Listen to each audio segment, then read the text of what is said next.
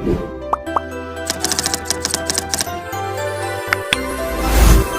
Student, আসসালামু আলাইকুম সবাইকে। আজকে আমরা অনুশীলনী 9.2 এর 23 থেকে 26 নম্বর অঙ্কের সমাধান করব। তো 23 থেকে 26 নম্বর অঙ্কের সমাধানের মধ্যে কিন্তু আমাদের একটা কথা জানতে হবে, সেটা হচ্ছে আমাদের অবশ্যই এখানে উৎপাদক বিশ্লেষণ খুব ভালো করে জানতে হবে। আর তোমরা যদি উৎপাদক বিশ্লেষণ না জানো, তাহলে আমার কিন্তু উৎপাদক বিশ্লেষণ নিয়ে ভিডিও আপলোড করা আছে, তোমরা ওইটা অবশ্যই দেখে আসবে। তো আমরা প্রথমে যদি 23 নম্বর প্রশ্নের সমাধান করতে যাই, 23 নম্বর প্রশ্নে আমাদেরকে বলছে কি সমাধান করো। এগুলা সবগুলাই সমাধান করতে বলছে আমাদেরকে। 23 থেকে 26 পর্যন্ত প্রত্যেকটা অঙ্ক সমাধানের জন্য বলছে।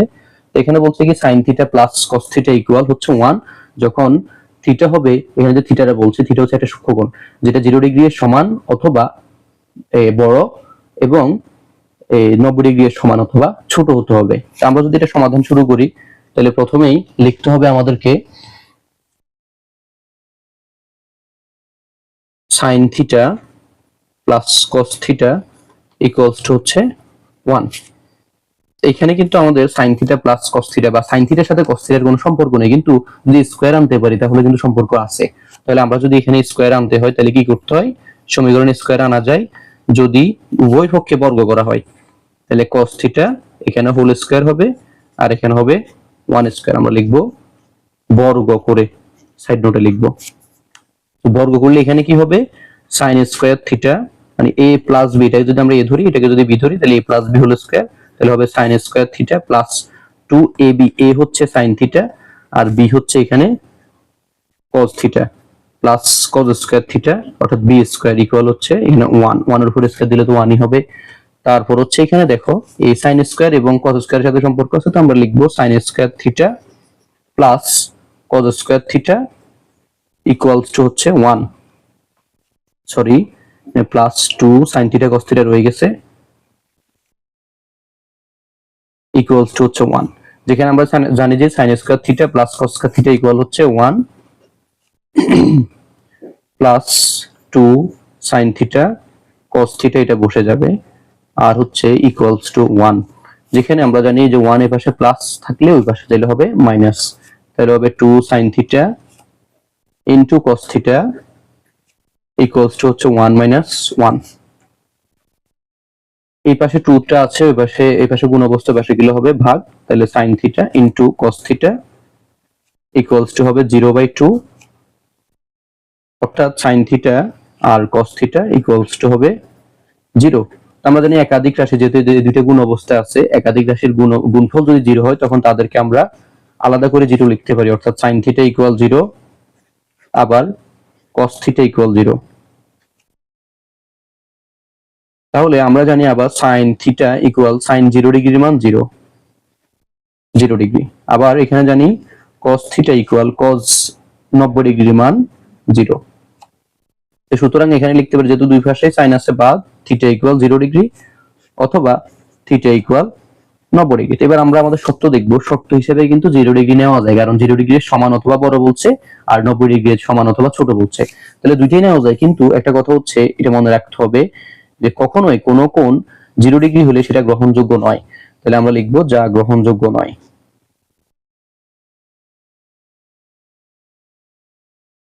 তাহলে আমরা লিখব সুতরাং নির্ণয় সমাধান শুধু একটা নেওয়া হবে, সেটা হচ্ছে 90 ডিগ্রি। আশা করি তোমরা এই সমাধানের অঙ্কটা খুব ভালো করে বুঝছো। এবার আমরা দেখব 24 নম্বর অঙ্ক। তো 24 নম্বর অঙ্কের সমাধানের জন্য তাও আমরা প্রশ্নটা করব। প্রশ্নের মধ্যে কি আছে? cos square theta minus sin square theta equals two হচ্ছে 2 - 5 cos থিটা, যেখানে থিটা সূক্ষ্মকোণ। থিটা সূক্ষ্মকোণ মানে হচ্ছে এটা লেস দ্যান 90 ডিগ্রি, অর্থাৎ 90 ডিগ্রি থেকে অবশ্যই ছোট হইতে হবে। তো আমরা এখানে লিখব cos square theta minus sin square theta equal 2 - 5 cos theta. আমরা এখানে যেহেতু cos এর ডল ভারী, অর্থাৎ cos এখানে দুইটা রয়েছে, এই পাশে আছে ওই পাশে আছে, তাহলে আমরা sin কে পরিবর্তন করে cos এ নিয়ে যাব। cos square theta minus sin square theta সমান হচ্ছে 1 - cos স্কয়ার থিটা, এবার হচ্ছে 2 - 5 cos থিটা। এখানে আমরা লিখতে পারি cos স্কয়ার থিটা যে এই যে এখানে যেহেতু মাইনাস আছে তাহলে গুণ হবে, প্লাস এটার আগে কিন্তু একটা প্লাস আছে তাহলে প্লাসে মাইনাসে -1 মাইনাসে প্লাস cos স্কয়ার থিটা। এই পাশে আছে 2 প্লাস এর এই পাশে আসলে হবে মাইনাস, এই পাশে আছে -5 cos থিটা, এই পাশে আসলে হবে +5 cos থিটা ইকুয়ালস টু হচ্ছে 0। এখানে cos স্কয়ার থিটা হয় দুইটা, তাহলে হবে 2 cos স্কয়ার থিটা আর 5 cos থিটা মাঝখানে চলে আসবে, এরপর হচ্ছে -2 আর হচ্ছে -1 এ হচ্ছে -3 ইকুয়াল 0। এখানে অবশ্যই আমরা একটা কথা জানতে হবে, সেটা হচ্ছে মিডল টার্ম ফ্যাক্টর অর্থাৎ উৎপাদক বিশ্লেষণ। তো এই জায়গায় আমরা যদি উৎপাদক বিশ্লেষণ করতে যাই, উৎপাদক বিশ্লেষণ করার জন্য প্রথমে আমাদেরকে যেটা করতে হয় সেটা হচ্ছে প্রথম পদ এবং শেষ পদ গুণ দিতে হয়। তো আমরা যদি এখানে প্রথম পদ 2 cos স্কয়ার থিটা আর হচ্ছে যায় -3 লাস্ট পদ, এটা যদি আমরা গুণ দিই তাহলে হয় কত, 3 দুগুণে 6 cos স্কয়ার থিটা। এটা যদি আমরা গুণ দেওয়ার পরে এটা হয় তাহলে আমরা প্লাস মাইনাস আবার মাইনাস আছে এখানে। তো এই যে আমাদের উৎপাদক বিশ্লেষণের মানে মিডল টার্ম ফ্যাক্টরের প্রথম কাজ হচ্ছে কি, প্রথম পদ এবং শেষ পদ গুণ দেওয়া।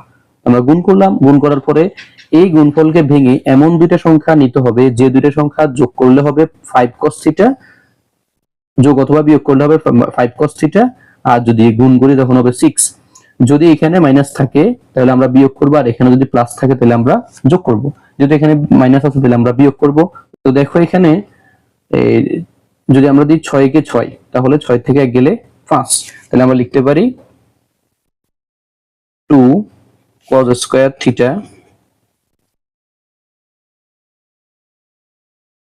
Plus 6 cos theta minus cos theta আর -3 ইকুয়াল হচ্ছে 0। যেখানে আমরা এই যে 6 থেকে 1 গেলে 5, এই জায়গায় যদি আমরা একটা 2 cos থিটা কমন নিই তাহলে আর থাকে এখানে cos থিটা প্লাস 3 -1 কমন নিলে আর থাকে cos থিটা প্লাস 3।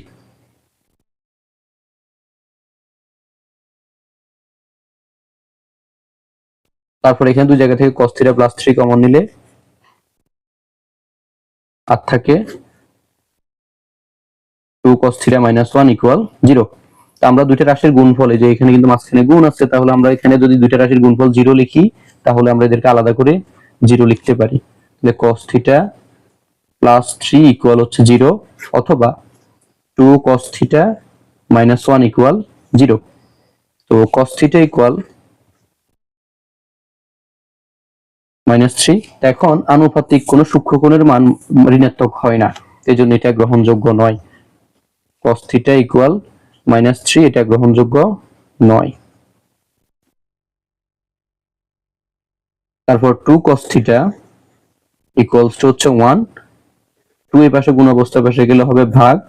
আমরা জানি cos 30 ডিগ্রির মান cos 60 ডিগ্রির মান 1/2। আমরা লিখতে পারি থিটা ইকুয়াল 60 ডিগ্রি, যেহেতু আমাদেরকে বলছে থিটা সূক্ষ্মকোণ মানে 90 ডিগ্রি থেকে ছোট, তাহলে 60 ডিগ্রি যেহেতু 90 ডিগ্রি থেকে ছোট, তাহলে আমরা লিখতে পারি সুতরাং নির্ণয় সমাধান থিটা ইকুয়াল 60 ডিগ্রি। তো এরপর হচ্ছে আমরা দেখব 25 নম্বর অঙ্কের সমাধান। 25 নম্বর অঙ্কটা সমাধান করতে গেলে আমরা প্রশ্নটা পড়লে প্রশ্নটা কিন্তু খুব একটা মোটামুটি আগের প্রশ্নের মতোই বা 24 নম্বর প্রশ্নের সাথে অনেকটাই মিলে।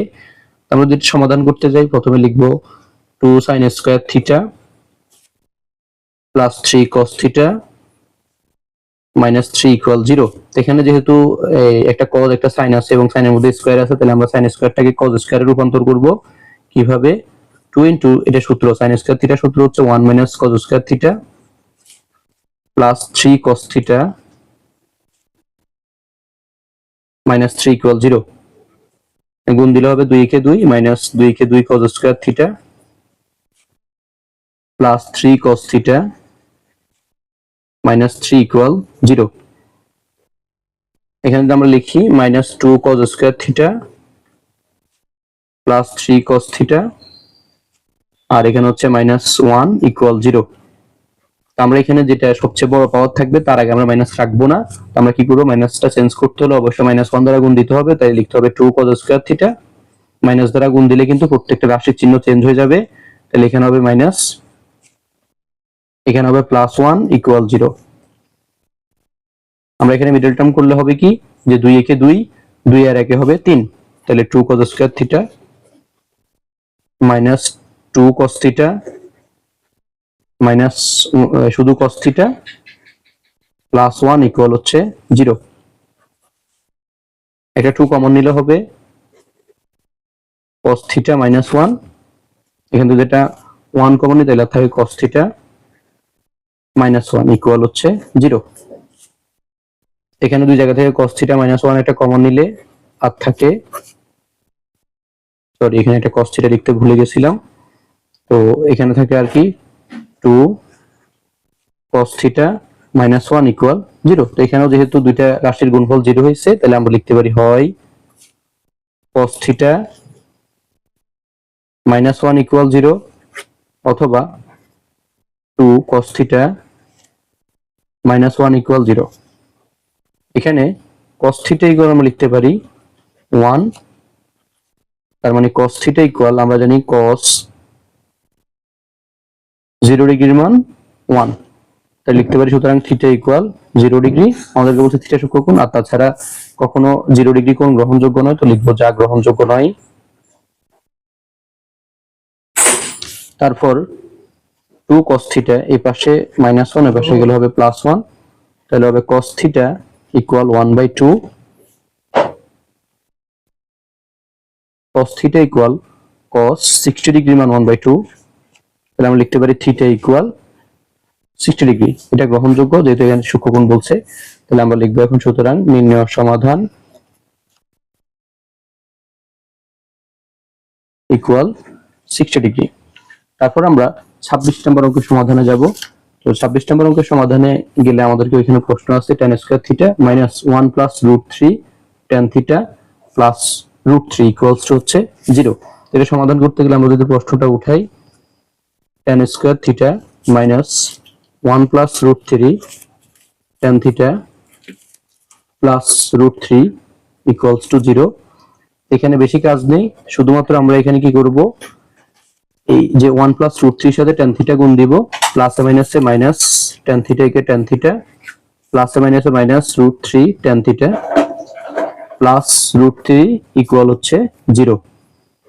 এখানে আমরা একটা tan থিটা কমন নিব, তাহলে আর থাকে tan থিটা মাইনাস 1, এখানে একটা মাইনাস √3 কমন নিব, তাহলে আর থাকে tan theta minus 1 equals to 0। তাহলে দুই জায়গায় tan থিটা মাইনাস 1 একটা কমন গেলে আর থাকে tan থিটা মাইনাস √3 ইকুয়াল 0। তো যেহেতু দুইটা রাশির গুণফল 0 হইলো, তাহলে আমরা লিখতে পারি tan থিটা মাইনাস 1 ইকুয়াল 0 অথবা tan থিটা মাইনাস √3 ইকুয়াল 0। আমরা এখানে tan থিটা ইকুয়াল লিখতে পারি 1, আবার tan থিটা ইকুয়াল লিখতে পারি √3। এখানে 1 মানে হচ্ছে tan 45 ডিগ্রি, আর এখানে tan theta equal tan 60 degree. Theta equal হচ্ছে 45 ডিগ্রি, আবার এখানেও থিটা ইকুয়াল 60 ডিগ্রি। অর্থাৎ আমরা এখানে এই থিটার মান 45 ডিগ্রি এবং 60 ডিগ্রি পেলাম। এখানে কিন্তু আমাদেরকে কোনো শর্ত দেয় নাই, তাই আমরা দুইটা মানে নিতে পারবো। লিখবো সুতরাং নির্ণয় সমাধান থিটা ইকুয়াল 45 ডিগ্রি অথবা 60 ডিগ্রি, দুইটা মানে আমরা নিতে পারবো। তো আশা করি সবাই 23 থেকে 26 নম্বর অঙ্ক খুব ভালো করে বুঝছো। ভালো থাকবে সবাই, সালাম আলাইকুম।